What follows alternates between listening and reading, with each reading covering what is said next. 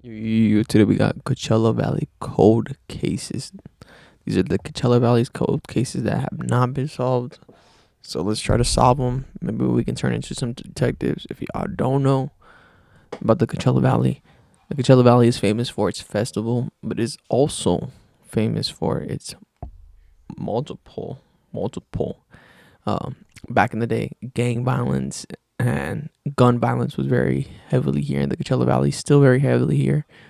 But I feel like back then it was way worse. There was way more gangs, way more people asking you like where you're from, stuff like that. Now it's just, disappeared, but these are the cold cases of the Coachella Valley. Let's check them out.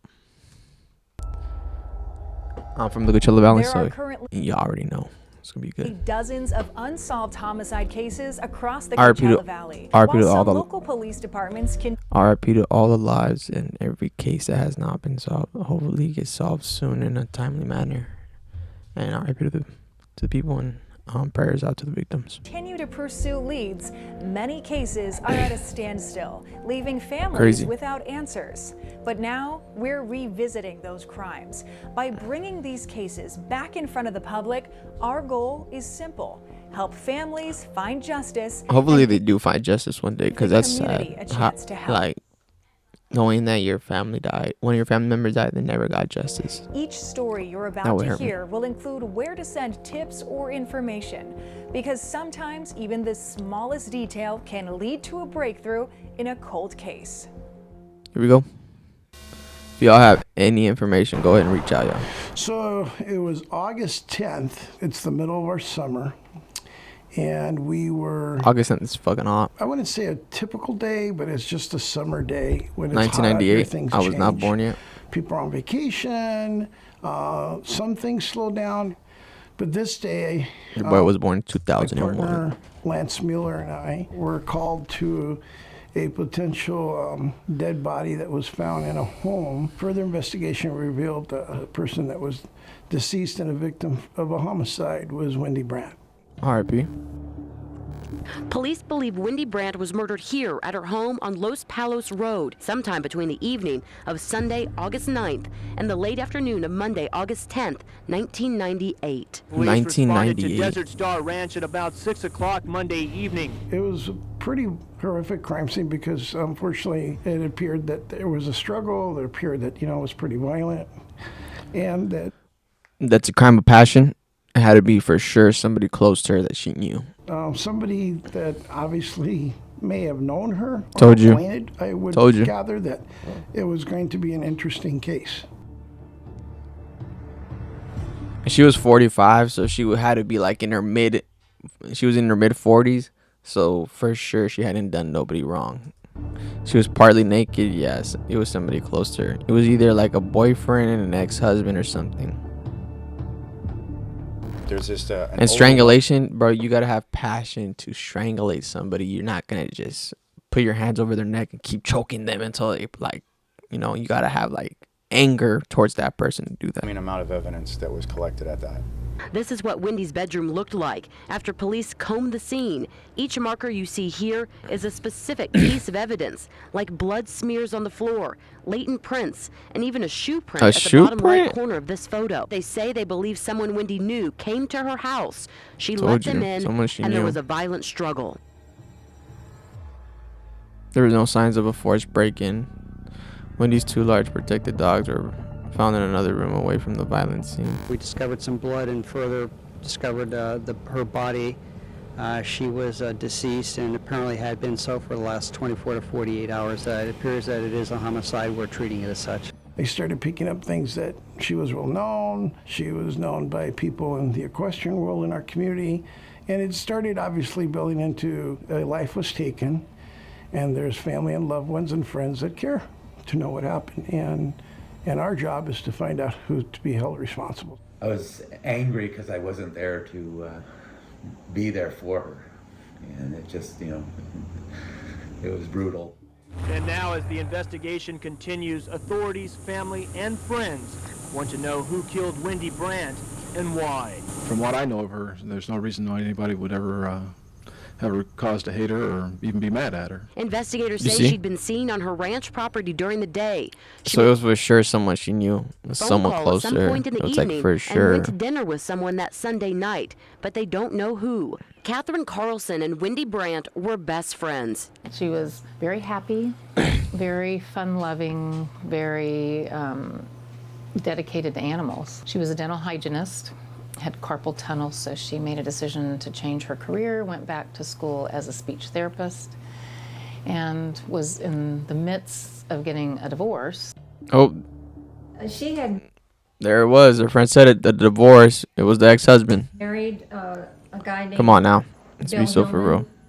Hillman, and who really wasn't a very nice person. So And they never had looked into him? a little 5-acre ranch out in Indio. He became involved with a gal who worked in the office where he was working security.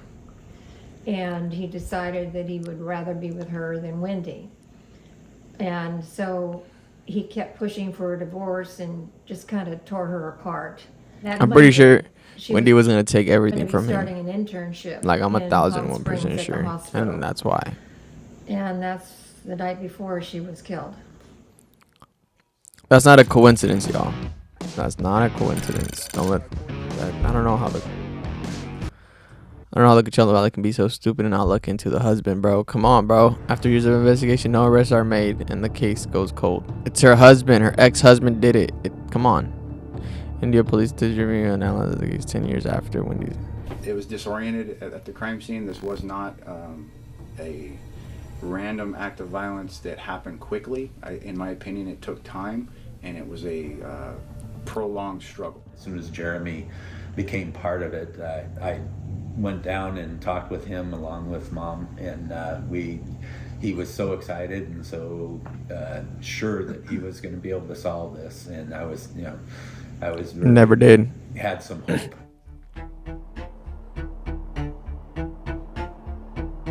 I spent probably about 3 to 4 years going through. Bro, it was the every piece of evidence I could ex-husband. find, which How was are they kind of not like, challenging come because on. of the way the process was back then before computers. So it took a couple years. And so we were dealing with a couple hundred pieces of evidence, so you can imagine what the evidence logs look like. And we ultimately went down each list and processed everything we could all over again using new technology. That ultimately did give us some leads, if you will. It gave us a small lead to work on. We ended up with an unknown male contributor and a very low-level DNA profile. So that is something that can still be used to help solve the case. She went through a divorce, so it was an ex-husband. She was attending College of the Desert, so there's people there. And then she had her... Yeah, but nobody's going to attack her at College of the Desert. If they wanted to kill her, they would have done it at College of the Desert. Christian relationship, you know, the Christian community is very big, and there's all kinds of things and events and activities they do.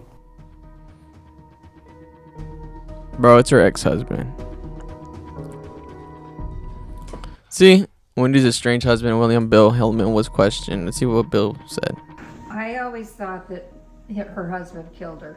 Duh. Because at the time she died, her father's estate was You see? settled, and so she was coming into some money. You see? And You see? that was what he really loved. He likes money. I think he was smart enough that he wouldn't have done it himself, but I think he would. Yeah, he might have hired somebody to do it. Yeah.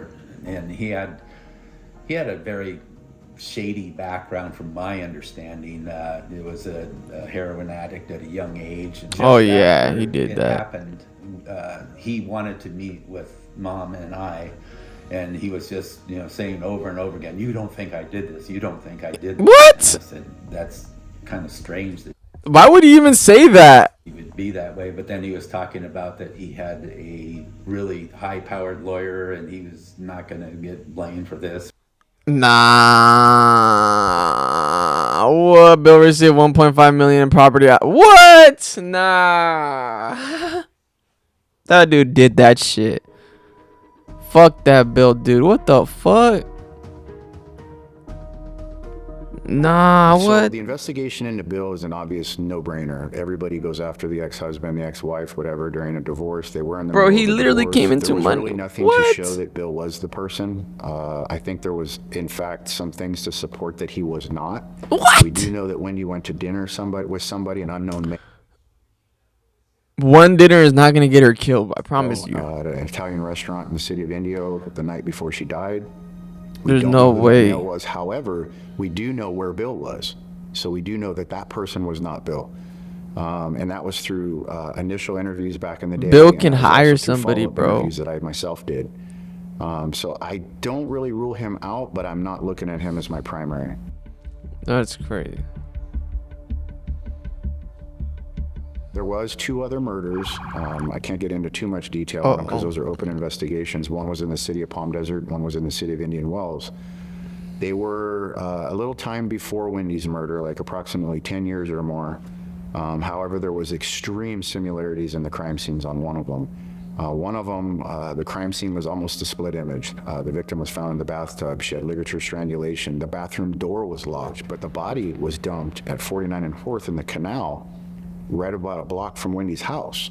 And I used a photograph of a suspect that they had in those 2 murders, and I put together a lineup. And then I went and recontacted witnesses from Wendy's house, who were like ranch hands and stuff like that.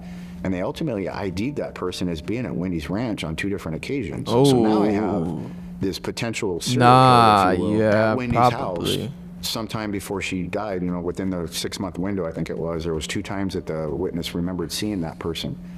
So there's a connection. So he's obviously a potential suspect. That person is currently in custody on unrelated charges, doing a pretty long term for parole violations on sex crimes. And he had a long rap sheet in the city of Indio for committing sex crimes.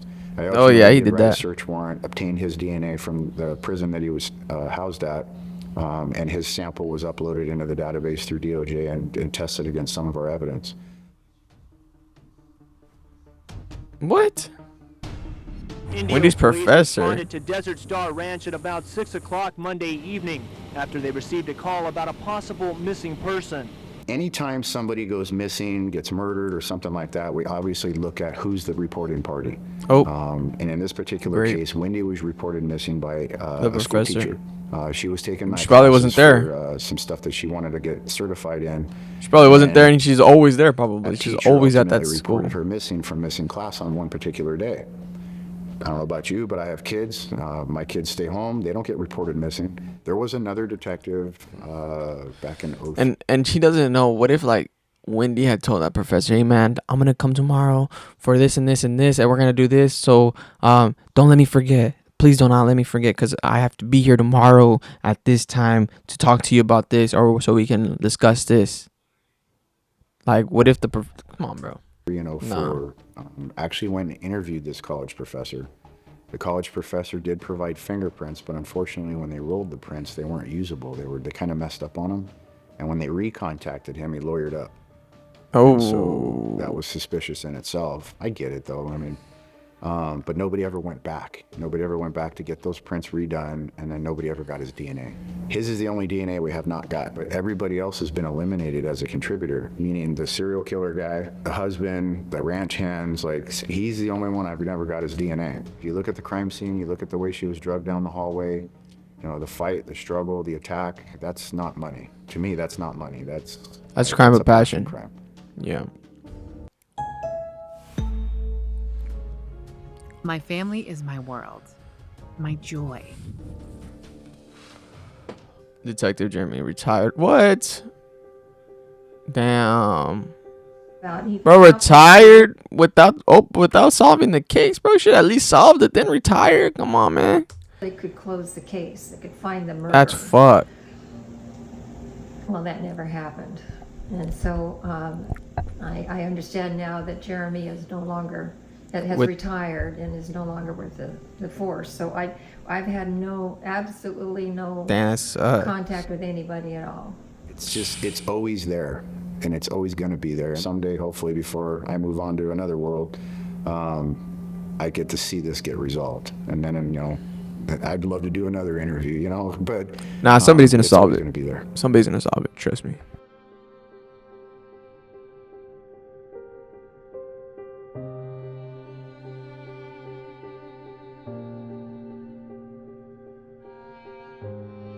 we're trying to have closure for the family and friends, but also the police department or people that investigated the case, that it's still a memory. Who was it? We want to close it so that if the public, if there's something there, all I could do is encourage that. Don't make the decision that you don't think offer. is valuable. I don't know why the Coachella Valley doesn't offer a reward. Y'all host a Coachella Fest. Offer a fucking reward for these victims to solve the case. Is hopeful and says she believes justice will eventually be served for her best friend. R.I.P. Oh, I miss her terribly. That's fucked. She's been not missing, but unsolved for 27 years. Damn.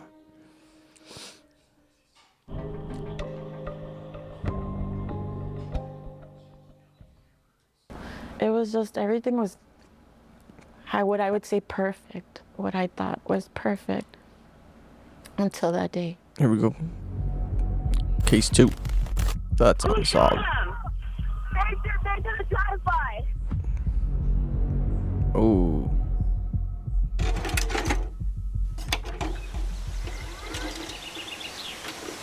This was in Cathedral City. November 2nd, 2010.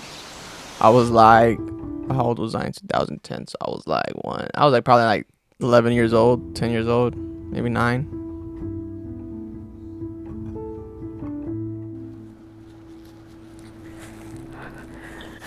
Where were you the night that it happened?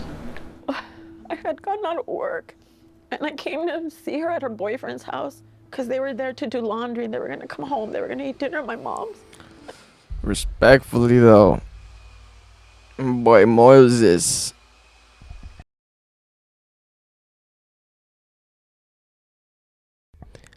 Respectfully, Moises, bro.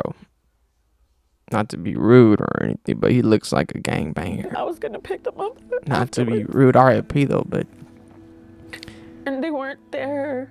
He looks like a banger. On my way home, she called me and I said, "Oh, I didn't see you," and she, we had a good conversation. Not to be rude. Why is he? You know what? I'm not even. And I was just telling her how proud I was of her. She was such a good mom. And I said, I'll see you later. And she told, I love you. That's the last time we talked.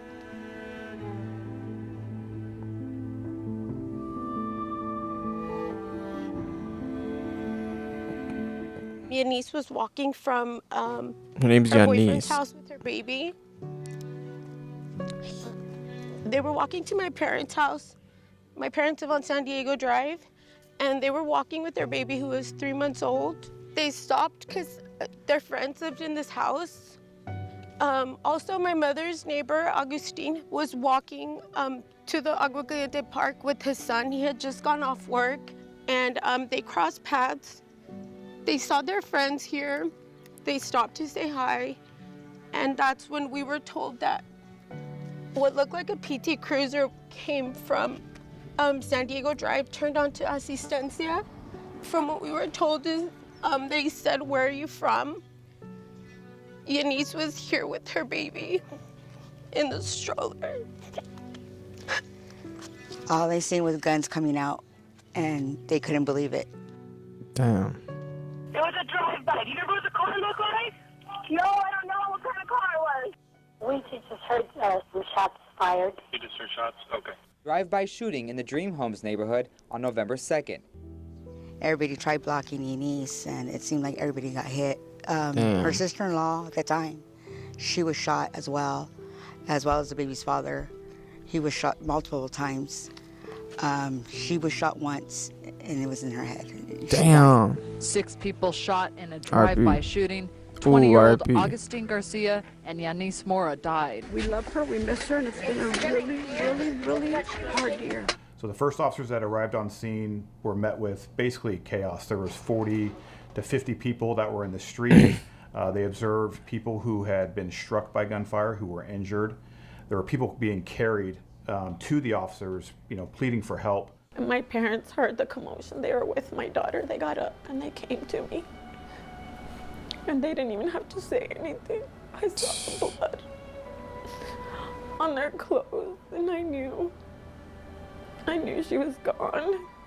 My husband and I were in the back room, which was an office at the time. And the phone rang. And all I know that I heard him say, "What, Lisa? I don't know what you're saying. Calm down." And he looked at me and he said, "It's Lisa." She said, "Yanis was murdered." And it was like a shock. I couldn't believe what he just said. I just remember I started screaming. Nose and nasal sanitizer is a fast-acting antiseptic that kills 99. Damn, bro, shot 8 times. Yeah, they were after your boyfriend. Alright, because I lost my girlfriend, you know? Tears. Wait, what? He survived? He survived after emergency surgery. What? Alright, because I lost my girlfriend, you know? Tears streamed down the face of 17-year-old Moises Sanudo as he talks about losing his girlfriend, Yanis Mora, to a drive-by shooting in the Dream Homes neighborhood. Sanudo and the couple's son, Isaiah, were also shot. Damn. What? That fool was shot in the leg? The baby? Damn. When he got shot, they let me come in, and they didn't know he was gonna make it. He was very pale, and I had to sign papers for blood and this and that, and I held him and I said, "Don't go, Isaiah, stay with me, I love you." And I was crying, you know, it was hard. Isaiah survived. He was so Damn. tiny when she left, but she would get him and hug him and just be kissing him, and he's like, you know, wanting to cry. No, mi niño. She was in love with her little boy. And I've told him that story because I was there. I saw that because I want him to know just how much she loved him. And maybe she knew she had to give him all these kisses because she wasn't going to be around later. Yanis's family remembers her as a bright, fun, happy person who touched many people's lives. She was very friendly. She was very smart.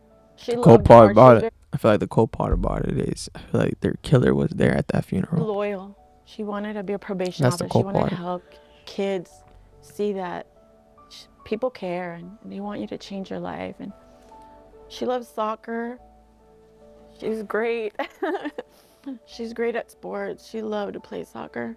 She loved people in general, but she loved her families more. She was a happy girl, funny girl. She could make you laugh out of nothing. Leads came in, but no arrest. Still no clues to who shot 2 people and left several others, including a baby, injured. During the course of probably the month or two subsequent to the shooting, there was rumors of individuals who may be involved, and ultimately investigators went out to go and interview those people, corroborate any information that the witnesses may have seen, but ultimately anybody who was interviewed as a potential suspect has been ruled out or has not been able to be tied in as an actual person of interest in this case. The car in question, a light-colored car that we've been told was occupied by more than one, but as of right now, we've only known of one shooter. You know, 2010, the technology isn't like it is now. The processing of evidence and scene documentation isn't like it is now. So it was a little more difficult then than it would be now.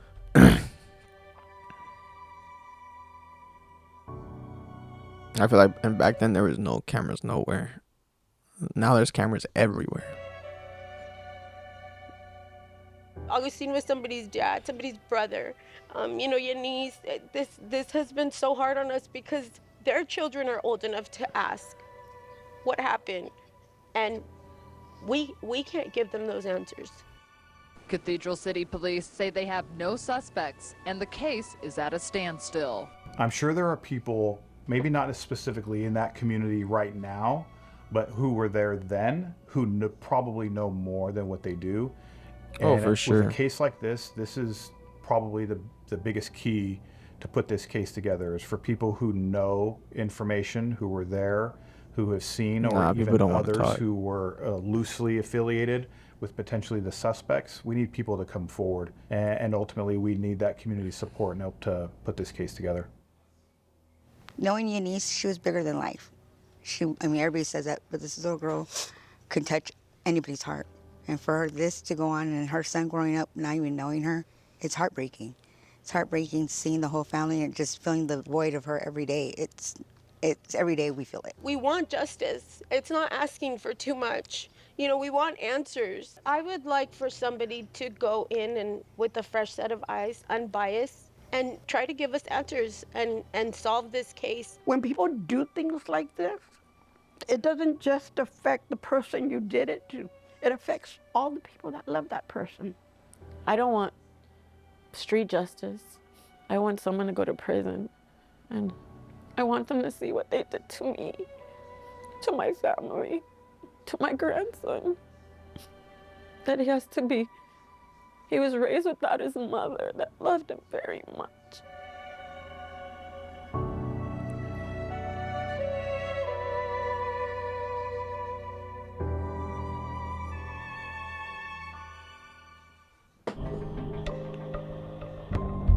Oh, we got one more. We got one more. Case 3. Here we go. He always said it's a safe neighborhood. He walked There's a lot more cold cases, by the way. A every lot night more at night that they don't and talk about. nothing happened, you know. We don't even lock our door when he walked because he feels safe. But this happened. Got in a car accident, don't call the lawyer. Use this free AI tool instead. That's how I walked away with $93,000. How did you meet Edward? Through work, he's a MRI tech and I'm a respiratory therapist. We're happy. You know, it's like the only challenge we have is when we have our daughter. You know, that's the only thing that tested our relationship because we have now we have a little girl to take care of and stuff like that. So I have to keep up my career and stay at home. I'm not working. He wants to take care of the dishes, wants to take care of the laundry. You know, he'll, like if we go on vacation, when I wake up, all our luggages is all washed and clean and everything. That's how he is, how he was. What is she doing? When did she get married? When she was 2 years old, I think 2012. Those years that we're together, it's a solid years that we're always together. That solid years, that's just the good memories. My friend who lives down the street here knew him a little bit. Apparently he was quite a bodybuilder. And I remember driving by the garage and he had all these weights and the cages and everything. Oh, nah. They were trying to rob, bro.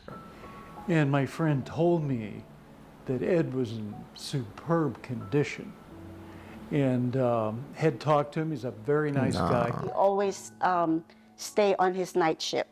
He's a night owl too anyway. Wednesday, Thursday, Friday, Saturday, he's off. And he will walk every day. So we will walk around 10 o'clock. Oh, Sometimes nah. You can't be walking at that late. Nah. Sometimes it's okay. Don't get me wrong. But nah. There is no way I'm walking around at 10 at night every day. Thursday to Fridays, like every single day. There's no way. Not to be rude, you know, but people drive crazy. Crazy shit happens. And like, my God. Worried about him. And that's in walking Palm Desert. at night. That's a safe city, y'all. I even told him just bring a stick or something because I'm worried about the coyote, you know. But he thinks it's a safe neighborhood. It is. It really is. A lot of people that walk in the evening, especially if it's warm, the old saying, it's a quiet neighborhood. Nobody ever does anything, which is not true. Most neighborhoods have some problems. Oh, yeah, for sure. And especially if you live in the ghetto. We have some vandalism prior to all this. That's where you have the tweakers at. But nothing serious. Ooh, a day before my birthday, on November 11th, 2021. Yeah, he worked that night, but I don't know what time. I'm pretty sure it's late because he's kind of upset because we kind of eat dinner late because he doesn't want to walk. You know, his belly's full. So I know he walked late that night. So when I wake up at 4, usually I see him here passed out, you know, watching TV or in the bedroom. He's not. So I'm like, maybe he's in the backyard. I look at the backyard, he's not there. So I'm kind of like, my thought is, you know, running already. I said, maybe he walked and he passed out somewhere, have a heart attack or stroke. So I wake up Gabby, went to the car. I said, let's drive my thought is like, let's go drive where I know his route, so this is where I went. I went Kentucky straight, then I see all the cops, Oh. like all the lights.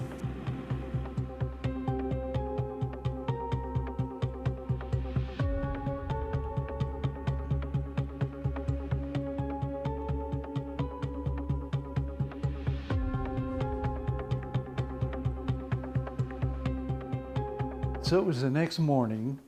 I usually walk the neighborhood. It's a nice neighborhood. So I was up there probably 9, 10 o'clock walking up Tennessee Avenue, and I ran into a neighbor there, and he said, "Did you hear what happened?" And I said, "No." He said, "You didn't hear the gunshots." He was right there. His home was shit. right adjacent to where it happened. And he said, "No, I heard 5 or 6 shots." Damn. There's been speculation that it was a hit. I have no idea. A I was hit? here the next morning. The body had already been taken away. One neighbor here told me this was the spot. On the street, not the driveway. Nah, yeah, he was That's all targeted we knew because at the time. Palm Desert, that shit does not happen over there. After that day, we went home. That's and like they your come back Rodeo and Drive they right said there, they Palm Desert. identify him, that's him. But in my mind, it's still, because I didn't see him. They didn't let me go, see him, beside him. I didn't know, I didn't identify. They won't let me see him. So in my mind, still like maybe he's somewhere, They gave me the urn, and that's what I realized, oh, he's really gone. And so I Damn. noticed that when I talk to other people, that I'm not going to go walking for a while, definitely not at night. So that did have an impact. That lasted probably a couple of months.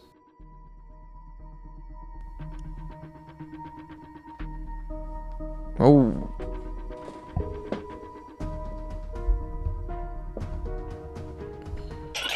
Benjamin Briones, charged with murder. Charges stem from the suspicious death of 93-year-old Gene Wilrick. Briones was a self-employed pool serviceman who Wilrick had recently fired. Police say they connected Briones to the crime after he deposited one of Wilrick's checks at a nearby ATM. Officers say that he admitted to, quote, punching her with open and closed fists because she wouldn't stop screaming.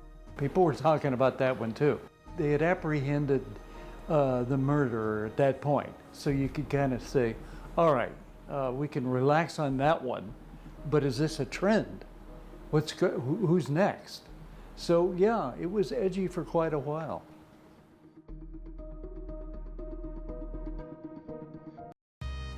Yes,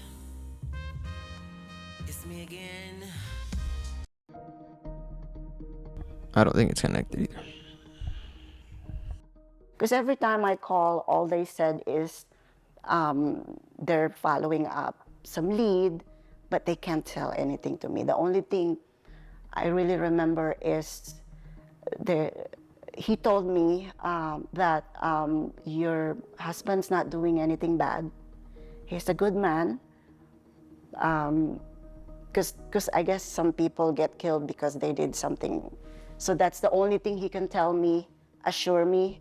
A gentleman that lives down this other end of Tennessee here said that he saw I think a dark van drive by right about the time that would have fit, but no license plate, nothing like that. But this street takes you back to California. You can go straight to Fred Waring and you're out of here. So the escape route, they knew how to get out of here.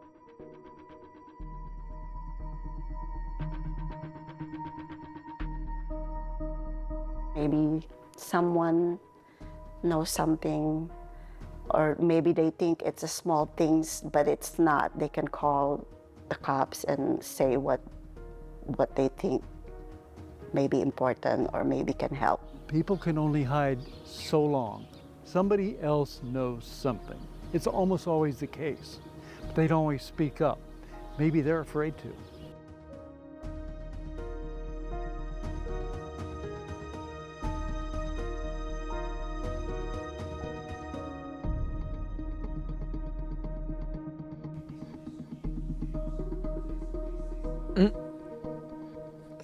Now it's an active investigation.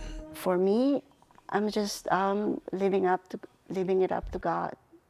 In His perfect timing, it will be solved. And like I'm saying, even if he's not coming back, you know, even if they solve it here and he's not coming back anymore.